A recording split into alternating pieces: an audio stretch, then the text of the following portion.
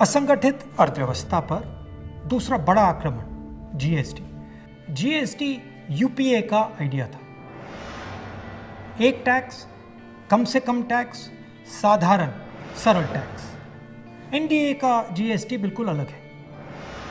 4 अलग अलग टैक्स, 28% तक टैक्स और बड़ा कॉम्प्लिकेटेड, समझने को बहुत मुश्किल टैक्स।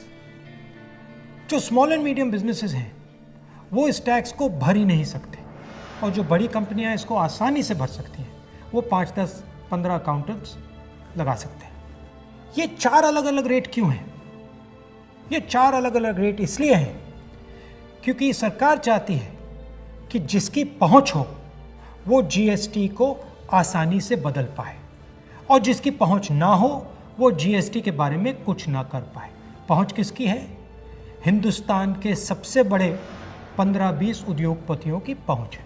तो जो भी टैक्स का कानून वो बदलना चाहते हैं वो इस जीएसटी रेजिम में आसानी से बदल सकते हैं। और एनडीए की जीएसटी का नतीजा क्या है कि आज हिंदुस्तान की सरकार स्टेट्स को जीएसटी का पैसा ही नहीं दे पा रही है। प्रदेश एम्प्लॉइज को, टीचर्स को पैसा नहीं दे पा रहे।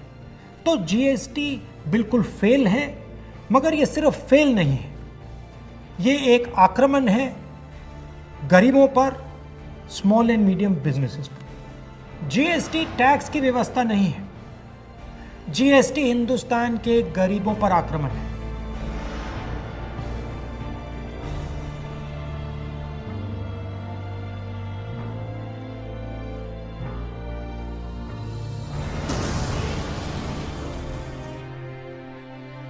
छोटे दुकानदारों पर, स्मॉल एंड मीडियम बिजनेस वालों पर, किसानों और मजदूरों पर आक्रमण है।